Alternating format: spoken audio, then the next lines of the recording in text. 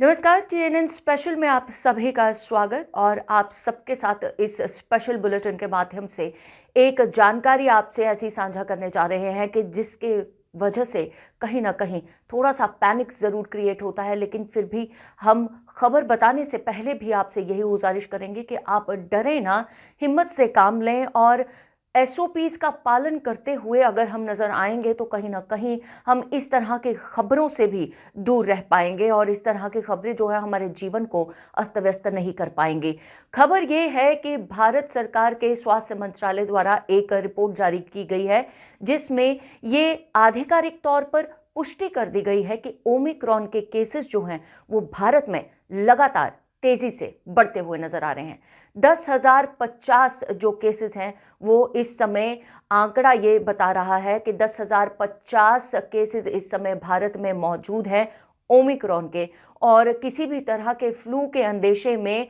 Ministry of health की तरफ से यही एक दिशा निर्देश जारी किया गया है कि अगर आपको फ्लू जैसे कोई कॉमन फ्लू जैसे सिम्टम्स नज़र आते हैं, नाक बहने की शिकायत होती है या बुखार 103 तक पहुंचता है, तो आपको नज़दीकी स्वास्थ्य केंद्र जा कर के अपनी जांच ज़रूर करानी चाहिए। देखिए, घबराने की बात नहीं है, क्योंकि अगर हम जांच केंद्र तक नहीं पहुंचेंगे तो किसी तरह से भी हमारी जांच नहीं होगी और हमारी जांच नहीं होगी तो हमारी बीमारी का इलाज नहीं हो पाएगा। और समय रहते ही अगर हम अपनी इस बीमारी का इलाज कर लें तो हम कोविड से ग्रस्त होने से बच सकते हैं। देखिए, शुरुआती दौर में ही अगर हमारे को थोड़े से भी सिम्टम्स नज़र आते हैं तो अगर हम इन्हीं शुरुआती दौर में ही अपने स्वास्थ्य कर्मियों तक पहुंच जाते हैं तो हमारी स्वास्थ्य की सेवाएं जो हैं इस समय इतनी कारगर हैं कि हम इनिशियल स्टेजेस पर ही इसे कंट्रोल कर सकते हैं और मात्र आइसोलेशन में रहकर एंटीबायोटिक्स खाकर अपनी डाइट को सही करके हम कोविड से मुक्ति पा सकते हैं। लेकिन अगर हम ज़रा सी भी देरी करते हैं तो इसके ओमिक्रॉन में बदलने और फिर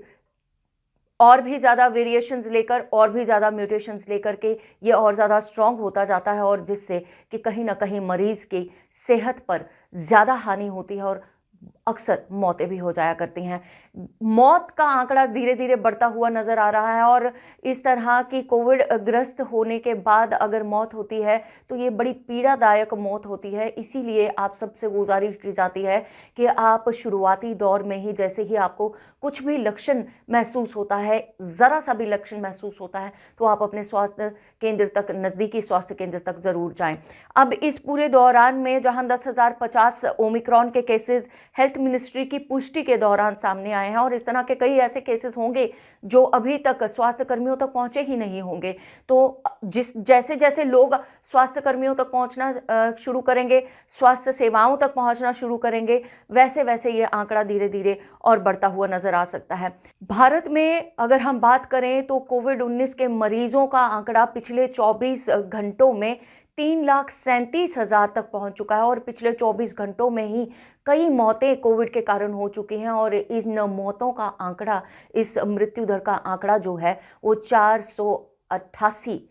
हो चुका है। 488 deaths in last 24 hours Bharat में सामने आई हैं। अब ओमिक्रॉन की टैली धीरे धीरे बढ़ती जा रही है और ओमिक्रॉन की टैली बढ़ रही है तो जाहिर सी बात है कि कोविड की टैली जो है अपने आप ही बढ़ती जा रही है। अगर हम बात करें एक्टिव केसेस अक्रॉस इंडिया की बात करें तो 21 लाख के एक्टिव केसेस इस समय दर्ज हैं सभी स्वास्थ्य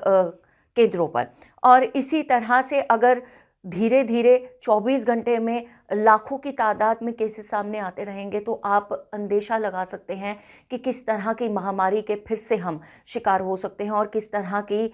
मुसीबतों का सामना आम जनता को करना पड़ सकता है। अब टोटल केसेस की अगर हम बात करें, पिछले 24 घंटे में 3,37,000 हम आपको बता चुके हैं केसेस सामने आ चुके हैं और 7,004 जो मामले हैं वो नए केसेस हैं, जो ऐसे नए केसेस हैं जिनमें अभी तक आधिकारिक तौर पर ये पुष्टि नहीं की गई है कि वो ओमिक्रॉन से ग्रस्त हैं या नहीं है। अब उनकी ऑब्जर्वेशन जब तक होती है तब तक आप सोच सकते हैं कि जैसे ही ऑब्जर्वेशन कंप्लीट हो जाती है तो ये ओमिक्रॉन के केसेस की दर भी बढ़ती हुई नजर आएगी।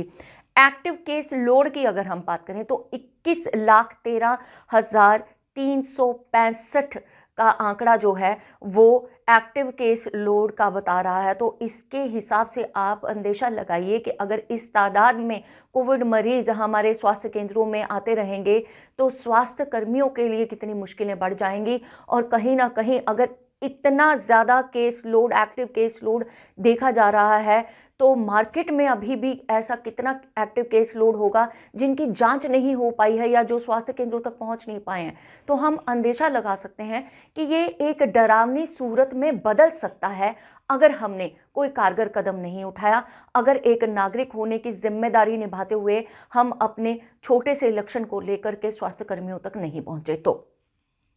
अगर हम बात करें भारत में ऐसे कितने प्रदेश हैं जहां पर कोरोना की मार जो है इस समय, इस साल नए साल में जनवरी के ही महीने में कोरोना की चपेट में कितने जो हमारे राज्य हैं वो आ चुके हैं, तो आपको बता दें कि टॉप स्टेट्स जो हैं जो कोरोना से ग्रस्त हैं वो उनमें 10 स्टेट्स का नाम लिया जा रहा है, जिनमें महाराष्ट्र, कर्नाटका, तमिलनाडु, केरल, वेस्ट बंगाल, यूपी, गुजरात, उड़ीसा, दिल्ली और राजस्थान का नाम आ रहा है। और कहीं ना कहीं जिस तरह से, जिस तादाद में जम्मू कश्मीर के केस बढ़ते जा रहे हैं, ये अंदेशा लगाया जा रहा है कि आने वाले दिनों में इन टॉप स्टेट्स में कहीं ना कहीं जम्मू का नाम भी दर्ज हो जाएगा और जम्मू कश्मीर का नाम भी दर्ज हो जाएगा। अब हम ऐसा क्यों कह रहे हैं, उसका एक बहुत बड़ा कारण ये है कि अगर हम कल रात तक की गणना करें, पहले तो आपको बता दें कि 20 जनवरी को लगभग 6000 केसेस जो हैं एक्टिव केसेस कोरोना के पाए गए थे, कोविड-19 के पाए गए थे जम्मू कश्मीर में,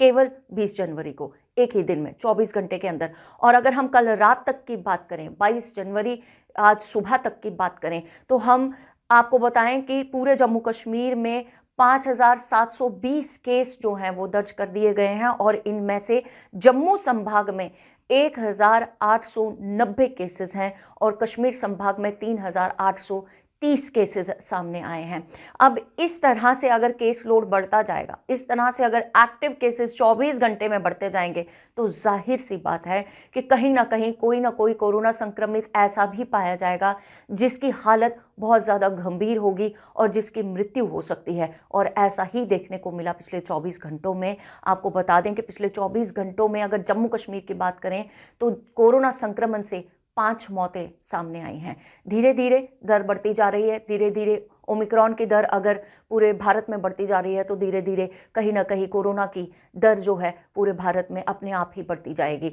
और इस तरह अगर जम्मू कश्मीर में एक एक दिन में 24-24 घंटे में 6-6 हज़ार के करीब हमारे यहाँ केसेस आना शुरू हो जाएंगे, तो आप अंदेशा लगा सकते हैं कि तस्वीर कितनी भयावह हो सकती है। तो ऐसी तस्वीर जो कि कोरोना संक्रमण से हम पिछले 2 साल से देखते आ रहे हैं और भयावह तस्वीरों से हम लोग दहल चुके हैं कहीं ना कहीं पहले से ही, तो अब ये हम सबकी जिम्मेदारी बनती है, हम नागरिकों की जिम्मेदारी बनती है कि हम किसी भी परिस्थिति में इस तस्वीर को और भयावह ना होने दें और भयंकर ना होने दें स्थिति को, और कहीं ना कहीं जाकर के अपनी जिम्मेदारी निभाते हुए स्वास्थ्य कर्मियों तक पहुंचे, स्वास्थ्य केंद्रों तक पहुंचे और अपनी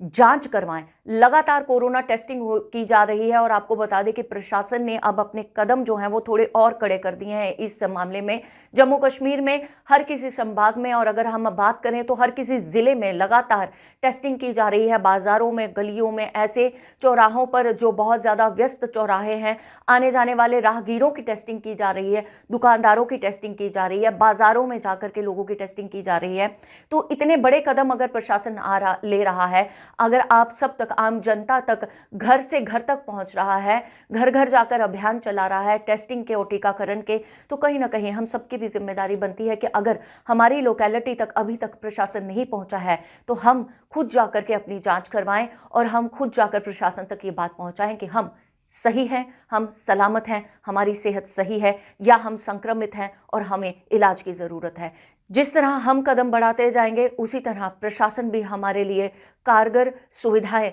उपलब्ध करवाने में सक्षम हो पाएगा। तो कहीं ना कहीं इस बार हम सबको भी करनी होगी सरकार की मदद और आगे आना होगा और अपनी जांच अपने हाथ, अपनी जिम्मेदारी अपने हाथ लेकर के हमें अपनी जांच करवानी चाहिए और कोरोना से संक्रमण से बचना चाहिए। उसके लिए सबसे ज़्यादा अहम दिशा निर्देशों का पालन करें, कोविड के SOPs का पालन करें, कोविड का एप्रोप्रिएट बिहेवियर जिसे हम कहते हैं वो हम इस्तेमाल करें। और एप्रोप्रिएट बिहेवियर में सबसे पहली बात, जब भी छींक आए तो कोहनी में मुंह छुपाकर छींकें। जब खांसें तो आपके मुंह पर कोई ना कोई रुमाल या हाथ सामने हो, या बेहतर यही कि कोहनी के बीच में जाकर आप खांसें। और सबसे ज़रूरी बात, जब भी आप घर से बाहर जाएं, आप मास्क ज़रूर लगाएं। और बेहतर ये होगा कि अगर आप सर्जिकल मास्क का उपयोग कर रहे हैं, आम मास्क का उपयोग कर रहे हैं, तो आप डबल मास्किंग करके बाहर निकलें। भीड़ भरे इलाकों में जाने से वैसे ही परहेज करें, और अगर किसी कारणवश मजबूरी में आपको भीड़ भरे इलाकों में जाना पड़ता है तो आप अपनी जिम्मेदारी, अपने स्वास्थ्य की जिम्मेदारी खुद उठाइए। 2 गज की दूरी बनाकर रखिए, मास्क पहनिए, लगातार अपने हाथों को सैनिटाइज करते रहिए, और जब भी घर आप वापस लौटें तो अपने आप को सैनिटाइज करके ही अपने बच्चों और अपने परिवारजनों से मिलें। अब सैनिटाइज करने के लिए आप क्या उपयोग कर सकते हैं? हैंड सैनिटाइजर्स उपलब्ध हैं मार्केट में, और हैंड सैनिटाइजर्स इस समय हर किसी बच्चे के बैग में भी होना बहुत ज़्यादा लाजिम हो गया। अगर आप बहुत ज़्यादा ऐसे किसी कार्य में जुटे हुए हैं जहां पर आपको कोरोना संक्रमितों से मिलना पड़ता है या उनके बीच रहना पड़ता है, तो आप ग्लव्स का उपयोग करें, मास्क का उपयोग करें, और हो सकता है तो अपने बालों को भी ढक लें। अब इस तरह के दिशा निर्देशों का और एप्रोप्रिएट बिहेवियर का अगर हम पालन करते हैं तो जाहिर तौर पर हम प्रशासन की कहीं ना कहीं मदद करते हुए नजर आएंगे। तो कोविड से करना है बचाव तो हमें लेनी होगी अपनी जिम्मेदारी, रहना होगा स्वस्थ, और करनी होगी स्वास्थ्य कर्मियों के साथ मिलकर के इस लड़ाई में जीत हासिल। इसी एक उम्मीद के साथ कि हम सब रखेंगे अपना ख्याल, बिंदिया को दीजिए इजाजत, और ऐसे ही स्पेशल बुलेटिन्स के लिए देखते रहिए द न्यूज़ नाउ।